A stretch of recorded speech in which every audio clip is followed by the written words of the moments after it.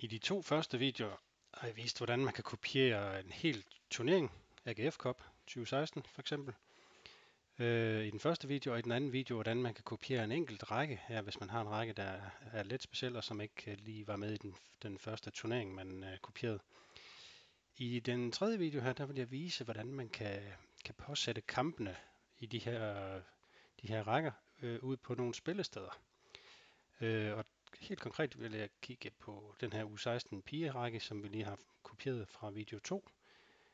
Først vil jeg lige ændre navnet på den, så den kommer til at hedde U16 piger. Og så skal der være 45 minutter imellem hver kamp. Sådan, den har vi hernede. Så her helt hernede i bunden, der er der en knap, der hedder påsætning af kampe. Den går vi ind på.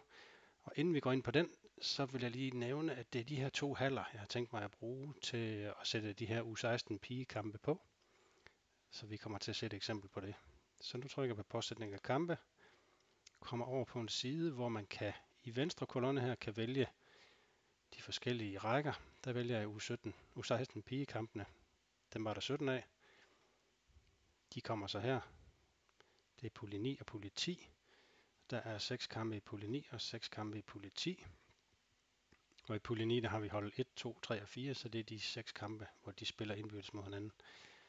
Og så er der 2 semifinaler. Kampen om 5. og 6. pladsen, kampen om 7. og 8. pladsen, og så finalen til sidst. De to kolonner til højre her, der kan man så vælge Frederiksberg halv 1 for eksempel. Og så datoen, det kunne være den 1. april. Og man kunne sige, at turneringen starter kl. 10.00. Og så kunne man sige Frederiksberg halv 2 på den anden side her. Også den 1. i 4. og starter kl. 10.00. Og så er vi faktisk klar. Så kan man trække de her kampe, sådan at den første kamp i Frederiksberg halv 1 den 1. april kl. 10, det er kamp mellem hold 1 og hold 2 i pulje 9. Og når man så trykker på opdater, så finder den simpelthen ud af, at klokken 10 skal den første kamp starte, så det må være klokken 10, der er den første kamp her. Og så kan man jo tilsvarende sætte den anden kamp i pulje 9 i gang, sådan at hold 1 og 2 og hold 3 og hold 4 mødes samtidigt.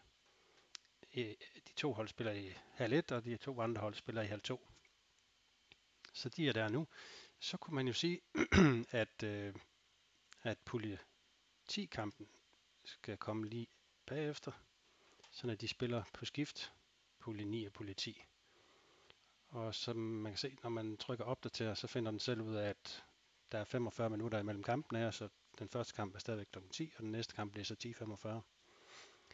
Så nu har vi haft en kamp fra pulje 9 og en kamp fra pulje 10, så skal vi tilbage have en kamp fra pulje 9 igen. I begge haller og siger opdater. Og det bliver sådan, starter 11.30, og nu kan vi se, nu er der kun 11 kampe tilbage her, der skal sættes på. Så det var 9, 10 og 9. Så skal vi have igen pulje 10 kampe. De kommer her. Og nu kan vi godt gøre det lidt hurtigt med de sidste. Det var pulje 9 kampen. Vi opdaterer lige igen. Og så skal vi have pulje 10 kamp der, og en pulje 10 kamp der. Og så kan der jo faktisk være en semifinale i hver hal bagefter, og så kampen om 5. og 6. plads det ene hal, og kampen om 7. og 8. pladsen i den anden hal, og så finalen i hal 1. Nu er det her bare et eksempel. Men der kan man se, hvor nemt det er at trække kampene fra venstre side over i de to haller, og trykker opdater, så opdateres tidspunkterne.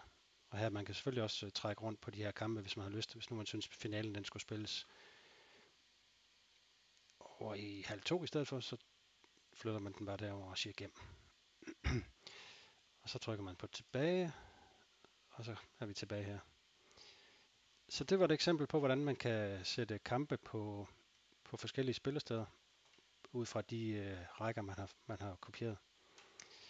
Så det var det for den video. Der kommer flere videoer hvis der er nogen, der har forslag til, hvad videoerne skal handle om, så kan man eventuelt skrive nogle kommentarer på YouTube. Så det var det hele.